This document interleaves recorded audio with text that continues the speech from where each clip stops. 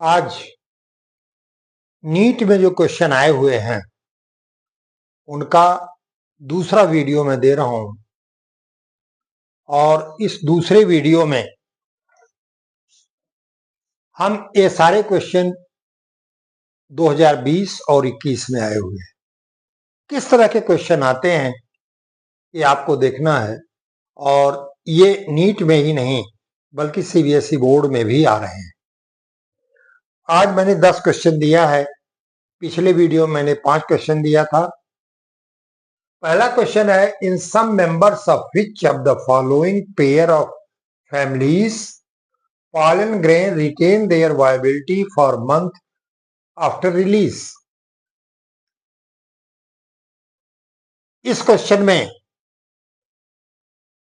यह पूछा गया था कि पॉलन ग्रेन रिलीज होने के बाद किस फैमिली में वो एक मंथ से ऊपर वो वायबल रहता है, सरवाइव करता है। तो 4 ग्रुप दिया था, तो मैं चारों ग्रुप नहीं, जो एग्जैक्ट आंसर है वो मैं आपको दे रहा हूं। Family rosaceae and leguminosae a actual, यही फैमिलीज, इन्हीं फैमिलीज में पॉलन ग्रेन रिलीज होने के एक मंथ तक ये जीवित रहते हैं, वायबल रहते हैं। दूसरा क्वेश्चन है, the plant part which consist of 2 generation one within the other. इसमें आपको 4 दिया हुआ है। पहला है pollen grain inside the anther, question है। दूसरा है germinated pollen grain with 2 male gamete. तीसरा है सीड इनसाइड द फ्रूट। चौथा है embryo sac inside the ovule. अब आपको इसमें देखना है, अब इसका आंसर पहला भी सही है और चौथा भी सही है, मतलब pollen grain inside the anther ये भी सही है and embryo sac inside the ovule. आपकी 2 जनरेशन हो गई, इसी दोनों जनरेशन में होगा। आपको इसी तरह से लिखना होगा answer 1 and 4। Question number 3, in water hyacinth and water lily pollination takes place by. आप जानते हैं कि इसमें जो ओव्यूल होते, जो स्टिग्मा होती है, ये वाटर सरफेस के ऊपर आ जाती है, वाटर सरफेस के ऊपर आ जाती है, दोनों मेल और फीमेल। तो यहां पर वाटर पॉलिनेशन का कोई प्रश्न ही नहीं उठता। तो यहां पर पॉलिनेशन हमेशा इंसेक्ट एंड विंड के द्वारा होगा। 4 ऑप्शन दिया होगा जिसमें ए ऑप्शन आपका सही है। आज मैंने एग्जैक्ट आंसर दिया है, आपको ऑप्शन नहीं दिया है। Question number 4, which is the most common type of embryo sac in angiosperm. Angiosperm में सबसे कॉमन टाइप का कौन सा एम्ब्रियो सैक है? आंसर होगा मोनोस्पोरिक, जिसमें केवल एक एम्ब्रियो सैक हो एंड 3 सीक्वेंशियल माइटोटिक डिवीजन। कैसे होगा? ये एम्ब्रियो सैक है, एक डिवीजन हुआ 2 बने, दूसरा डिवीजन हुआ 4 बने और तीसरा डिवीजन हुआ तो 8 बन गए।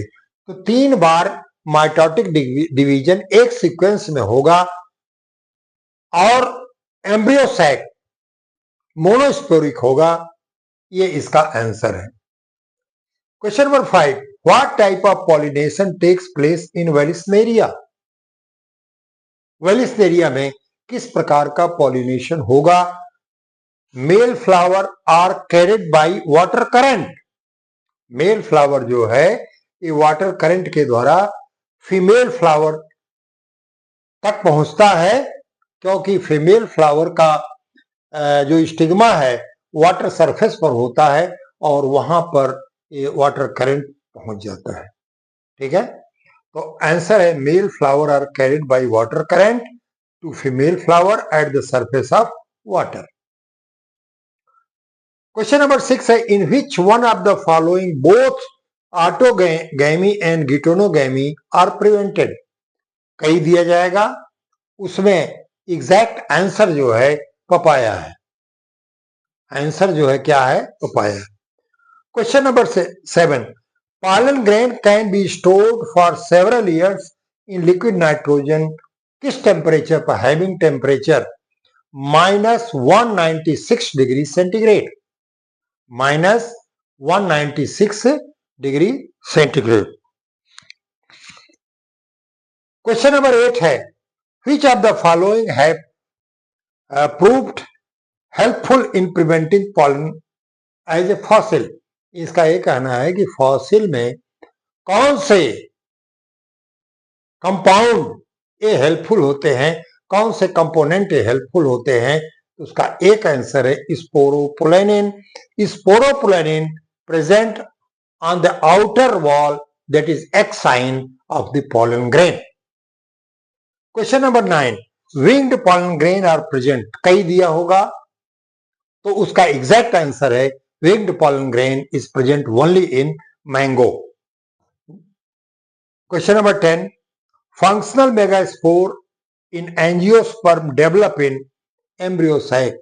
हमने आपको बताया है कि क्वेश्चन तो मैं करा रहा हूं, लेकिन जब तक आपको डिटेल नॉलेज नहीं होगा तब तक ये पॉसिबल नहीं है कि आप इसको कर सकें, क्योंकि बेसिक नॉलेज का होना आवश्यक है। आपको हम इसमें ये दे रहे हैं कि किस तरह से क्वेश्चन पूछे जाते हैं। जैसे मैंने एग्जैक्ट आंसर दे दिया है तो वहां 4 ऑप्शन होगा और उस 4 ऑप्शन में आपको देना होगा।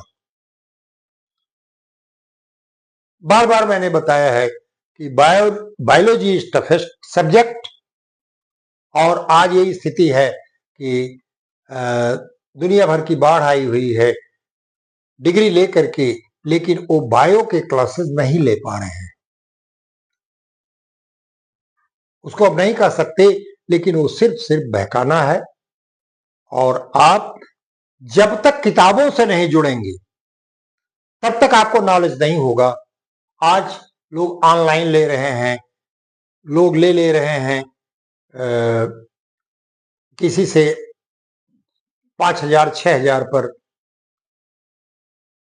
लेकिन उससे नहीं होगा। मोबाइल से आप दूर हटेंगे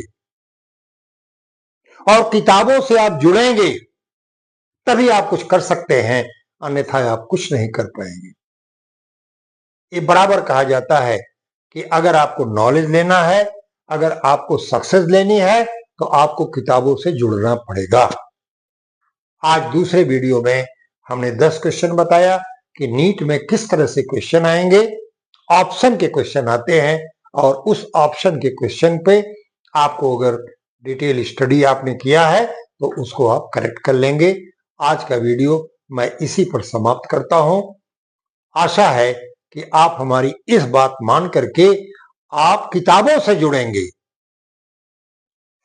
ऑनलाइन पर नहीं भरोसा आपको करना है, आप किताबों से जुड़िए, ऑफलाइन पर जाइए। आज का वीडियो इसी पर समाप्त करते हुए आपको बहुत बहुत धन्यवाद।